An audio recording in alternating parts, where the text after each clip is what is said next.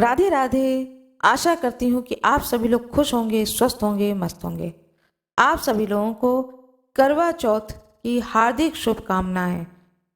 हम सभी सुहागिन स्त्रियों के सुहाग अमर रहें। आज मैं आप लोगों को करवा चौथ की कथा सुनाने जा रही हूँ। सबसे पहले भगवान गणेश की कथा सुनाने जा रही हूँ। आप अपने हाथ में पुष्प और चावल ले लें। एक अंधी बुढ़िया थी। उसके एक बेटा और बेटी की बहू थी। बुढ़िया बहुत ही गरीब थी। वह हमेशा गणेश जी की पूजा करती थी।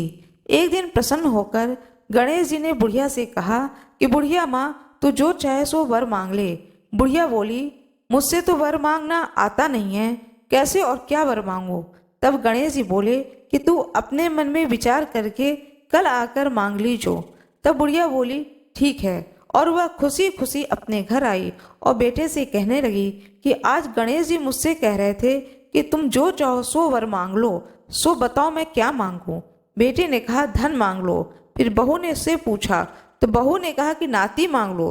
तब बुढ़िया ने सोचा कि ये दोनों तो अपने अपने मतलब की चीज मांग रहे हैं। तब बुढ़िया ने पड़ोसियों से पूछा तो पड़ोसियों ने बुढ़िया से कहा कि तू थोड़े दिन जीवेगी तो क्यों धन मांगे और क्यों नाती मांगे। तू तो अपने दीदा गोड़ा मांग ले, जिससे कि तेरी जिंदगी आराम से कट सके। बुढ़िया ने पड़ोसियों की भी बात मानी और घर में आकर सोचने लगी कि जिसमें बेटा बहू राजी हो वह भी मांग लूं और अपने मतलब की चीज भी मांग लूं। जब वह दूसरे दिन गणेश जी की पूजा करने लगी तो गणेश जी आए और बोले, हे बूढ़ी माँ, बोल क्या चाहिए, जो चाहिए सो मांग लो। झट बुढ़िया बोली, यदि आप मुझ पर प्रसन्न हैं तो 9 करोड़ की माया दें, निरोगी काया दें, दीदा गोड़ा दें, नाती पोता दें, जमाई देवता दें, भाई भतीजे दें और सब परिवार को खूब सुख दें, अंत में मुझे मोक्ष दे। तब गणेश जी कहते हैं, हे बूढ़ी माँ, तूने तो मुझे ठग लिया। खैर, जो कुछ भी तूने मुझसे मांगा वह सब मैं तुमको दूंगा। यह कह करके गणेश जी अंतर्ध्यान हो गए और बूढ़ी माँ को मांगे अनुसार सब कुछ मिल गया। हे गणेश जी महाराज, जैसे तुमने उस बुढ़िया को सब कुछ दिया वैसे ही हम सभी भक्तों को सभी कुछ प्रदान करें। भगवान गणेश की जय हो। भगवान गणेश की जय हो। आपके हाथ में पुष्प और जो चावल है वह आपने अपने सामने जो करवा चौथ बनाया है उसके ऊपर चढ़ा दें। करवा चौथ व्रत कथा। अपने हाथ में चावल और पुष्प ले लें। एक साहूकार थे जिनके 7 बेटे और एक बेटी थी। सातों भाई व बहन एक साथ बैठकर भोजन किया करते थे।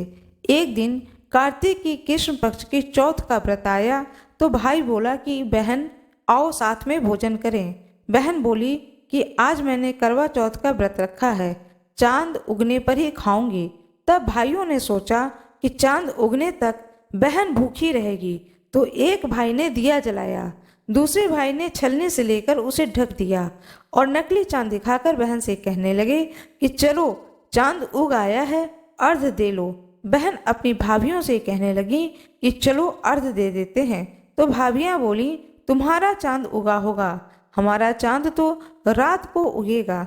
बहन ने अकेले ही अर्घ दे दिया और खाना खाने लगी तो पहले ही ग्रास में बाल आ गया, दूसरे ग्रास में कंकड़ आया और तीसरे ग्रास में मुंह तक किया तो उसके ससुराल से संदेशा आया कि उसका पति बहुत बीमार है, जल्दी भेजो। माँ ने जब लड़की को विदा किया तो कहा कि रास्ते में जो भी मिले उसके पांव लगना और जो कोई सुहा का आशीष दे तो उसके पल्ले में गांठ लगाकर उसे कुछ रुपए दे देना। बहन जब भाइयों से विदा हुई तो रास्ते में उसे जो भी मिला उसने यही आशीष दी कि तुम 7 भाइयों की बहन, तुम्हारे भाई सुखी रहें और तुम उनका सुख देखो। सुहाग का आशीष किसी ने भी नहीं दिया। जब वह ससुराल पहुंची तो दरवाजे पर उसकी छोटी ननद खड़ी थी। वह उसके भी पांव लगी तो उसने कहा कि सुहागिन रहो, सपूत हो। बहन ने यह सुनकर पल्ले में गांठ में बंधी ननद को सोने का सिक्का दिया। जब भीतर गई तो सास ने कहा कि धरती पर पति पड़ा है। वह उसके पास गई, उसकी सेवा करने के लिए बैठ गई। बाद में सास ने दासी के हाथ से बची खुची रोटी भेज दी। इस प्रकार समय बीतते बीतते मृगशिरा मार्गशीर्ष की चौथ आई।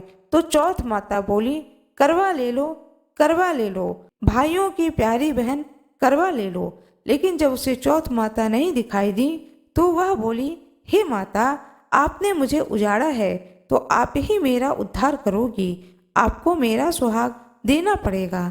तब उस चौथ माता ने बताया कि पौष की चौथ आएगी, वह मेरे से बड़ी है, उसे ही सब कहना, वही तुम्हारा सुहाग वापस देगी। पौष की चौथ आकर के चली गई, माघ की चली गई, फागुन की चली गई, चैत्र की चली गई, बैसाख, जेठ, आषाढ़, श्रावण, भादो ये सभी चौथ आई और यही कहकर चली गई कि आगे वाली को कहना। असौज की चौथ आई तो उसने बताया कि तुम पर कार्तिक की चौथ नाराज हैं, उसी ने तुम्हारा सुहाग लिया है, वही वापस कर सकती हैं, वही आएंगी तो पांव पकड़कर विनती करना। यह बताकर वह चली गई। जब कार्तिक की चौथ आई तो वह गुस्से में बोली, भाइयों की प्यारी करवा चौथ ले ले, दिन में चांद उगानी करवा ले ले, व्रत खंडन करने वाली करवा ले ले, भूखी करवा ले। यह सुनकर वह चौथ माता को देखकर उनके पांव पकड़कर गिड़गिड़ाने लगी, हे चौथ माता, मेरा सुहाग तुम्हारे हाथों में है, आप ही मुझे सुहागिन करेंगी। तो माता बोली, हे पापिन, हत्यारिन, मेरे पांव पकड़कर क्यों बैठ गई? तब वह बोली कि जो मुझसे भूल हुई है उसे क्षमा कर दो, अब भूल नहीं करूंगी। तो चौथ माता ने प्रसन्न होकर आंखों से काजल, नाखूनों में से मेहंदी और टीके में से रोली लेकर छोटी उंगली से उसके आदमी पर छींटा कर दिया। वह उठकर बैठ गया और बोला कि आज तो मैं बहुत सोया हूँ। वह बोली, क्या सोए? मुझे तो 12 महीने हो गए, अब जाकर चौथ माता ने मेरा सुहाग लौटाया है। यह सुन करके उसके पति ने जल्दी से माता का पूजन करो ऐसा कहा। जब चौथ की कहानी सुनी, करवा का पूजन किया, प्रसाद खा करके दोनों पति पत्नी चौपड़ खेलने बैठे। नीचे से दासी आई, उसने दोनों को चौपड़ और पासे खेलते देखा तो उसने सासू जी को जाकर बताया। तब सारे गांव में यह प्रसिद्ध हो गई कि सभी स्त्रियां चौथ का व्रत रखें तो सुहाग अटल रहेगा। हे चौथ माता, जैसे तूने साहूकार की बेटी को सुहाग दिया वैसे ही सबको देना। यही करवा चौथ के उपवास की सनातन महिमा है। करवा चौथ माता की जय हो। कार्तिक माह की चौथ माता की जय हो। चंद्र देवता की जय हो।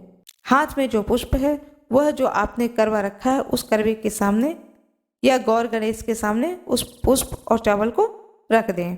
हे चौथ माता, पूजा करने में कहीं भी कोई भूल चूक हुई हो तो उसे आप क्षमा करना। हम आपके संतान हैं, अपने संतान को क्षमा करना। इस प्रकार से क्षमा मांग लें।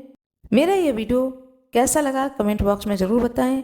वीडियो को लाइक ज़रूर कर दीजिएगा, चैनल को सब्सक्राइब कर दीजिएगा, बेल आइकन दबाना न भूलिएगा। इसमें आपका कुछ भी लॉस नहीं है, इसलिए बेल आइकन जरूर दबा दीजिएगा। धन्यवाद।